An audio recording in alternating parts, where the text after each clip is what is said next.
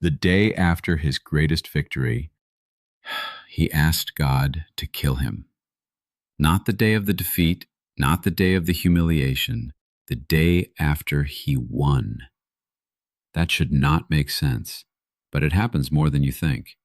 And if you have ever felt yourself falling apart at the exact moment you should have felt the most alive, this story is for you. His name was Elijah, a prophet in ancient Israel during the reign of King Ahab. Ahab had led the nation into the worship of Baal, a Canaanite deity his Phoenician wife Jezebel had brought with her into the palace. The country was in spiritual freefall, and Elijah was the one man willing to stand against it. He proposed a contest on Mount Carmel. 450 prophets of Baal on one side, Elijah alone on the other. Each side would build an altar, prepare a sacrifice, and call on their God to send fire. Whoever answered, that was the real God. The prophets of Baal went first. They prayed from morning to noon. Nothing. They cried louder. They slashed themselves with swords until their blood ran. Still nothing. Elijah mocked them openly. Cry louder. Maybe your God is deep in thought. Maybe he's traveling. Maybe he's asleep. Then Elijah stepped forward. He repaired the broken altar of God using 12 stones, one for each tribe of Israel. He had the people pour 4 large jars of water over the altar 3 times until the wood was soaked, until the trench around the altar was full. Then he prayed. One prayer. Fire came down from heaven. It consumed the offering, the wood, the stones, the dust, and licked up every drop of water in the trench. The people fell on their faces. Elijah had just won the most dramatic confrontation in the history of Israel, by himself, against 450 in front of the entire nation. Then he had the prophets of Baal seized and executed, every one of them. And then the rains came, ending a 3.5-year drought. In a single day, Elijah had done what no one else in Israel had dared to attempt. And then, the moment after, everything collapsed. Queen Jezebel sent him a single message. May the gods do to me and more also, if by tomorrow I have not made your life as the life of one of them. One woman, one threat, and the man who had just called fire from the sky ran. He fled south to Beersheba, left his servant behind, and pressed on alone, a full day's journey into the wilderness. Then he sat down under a broom tree and asked God to take his life. It is enough, O Lord, take away my life. I am no better than my fathers. He lay down under the tree and slept. What just happened to Elijah is not weakness. It is biology. In 1974, psychologist Herbert Freudenberger first named it in the Journal of Social Issues. He called it burnout. His definition: the exhaustion of mental and physical resources caused by excessive striving toward an unrealistic expectation. Burnout does not come from laziness. It comes from sustained, extreme effort, followed by a crash the body cannot absorb. Christina Maslach, a social psychologist at UC Berkeley who spent decades building the global standard for measuring burnout, identified 3 components. Emotional exhaustion. You have nothing left to give. Depersonalization. You detach from people, from purpose, from meaning. And the loss of the ability to feel your real wins as real. Elijah showed all 3, immediately after his greatest achievement. He was drained. He fled from people. He told God he was no better than his ancestors, erasing everything he had just done. But here is the mechanism underneath all of it. Your body performs on adrenaline and cortisol during extreme pressure. Once the threat is gone, the hormones crash, and the crash is always proportional to the peak. Elijah had been carrying this confrontation alone for years. The battle at Carmel did not break him. It was the final withdrawal on an account that was already empty.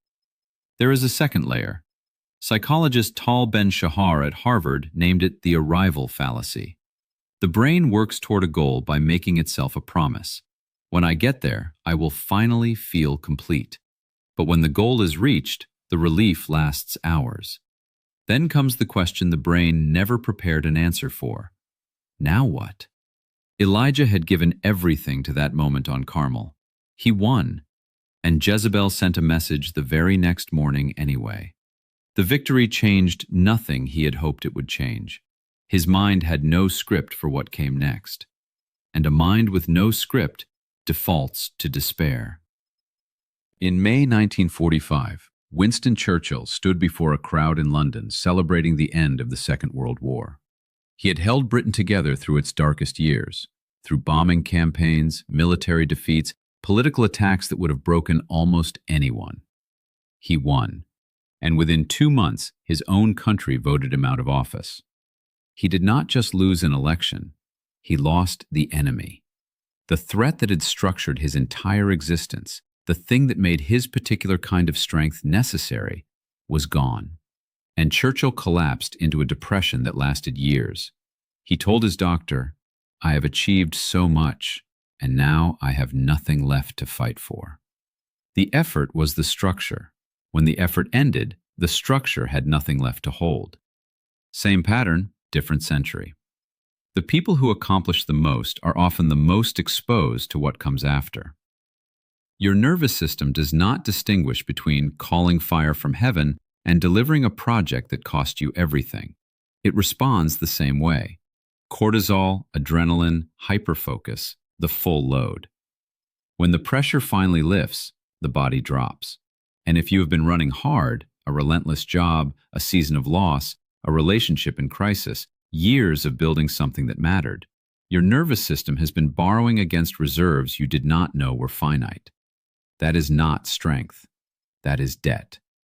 The crash you feel after finishing something hard, after the launch, after the move, after the breakup finally ends, that crash is not weakness arriving. It is the bill arriving. Your brain compounds it. It tells you that you should feel good now, that finishing something big means feeling big. And when you feel flat instead, hollow, empty, like something is fundamentally wrong with you, you assume the problem is you. Nothing is wrong with you.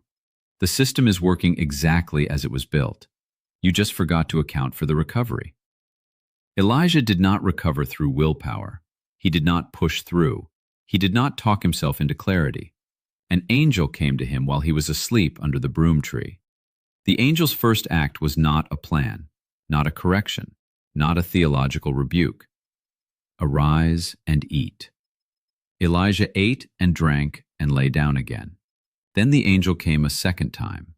Arise and eat, because the journey is too great for you. The recovery protocol for the greatest prophet in the Old Testament was rest, food, water, and then movement, in that order. Before any mission, before any meaning-making, before any next assignment. This is not weakness, it is sequence. Recovery is not the absence of performance, it is the precondition for it. If you are in the crash right now, do not try to perform your way out. Rest is not quitting. Sleep is not laziness. Eating is not self-indulgence. They are the first steps of the only protocol that has ever actually worked. You know exactly which season I am describing. The one where you finished something hard and felt hollow instead of proud.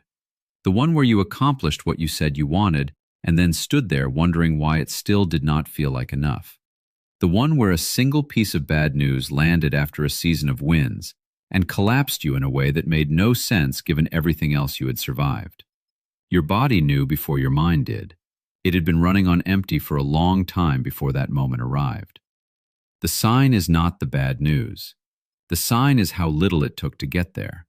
If you have been producing, giving, achieving, holding things together for other people, your arrival fallacy is already forming. You are telling yourself that once you finish this next thing, you will finally feel okay. But you will not feel okay by finishing. You will feel okay by recovering. The question is not what you still need to accomplish. The question is, what have you been carrying that you have not yet been allowed to put down? If you are in the collapse right now, I am not asking you to be strong. I am asking you to eat something, to sleep, to let yourself be exhausted without calling it failure. Elijah did not recover because he pushed through. He recovered because he stopped and let something outside of himself hold him for a while. You are allowed to stop. You are not a machine. I am standing with you in this. God is with you in this season, especially in this one, sending you strength for the rest of the road. Elijah eventually stood back up. He traveled 40 days and 40 nights to Horeb, the mountain of God, on the strength of that one meal. He went back into service, not because the threat disappeared, not because Jezebel changed her mind, not because the world became safer, but because his body had finally been given what it needed to continue. The greatest collapses in history did not happen because the person was weak. They happened because the person was exceptional, and the cost of being exceptional finally came due. You are not falling apart because you failed. You are falling apart because you gave everything. And now the question is not whether you will get back up.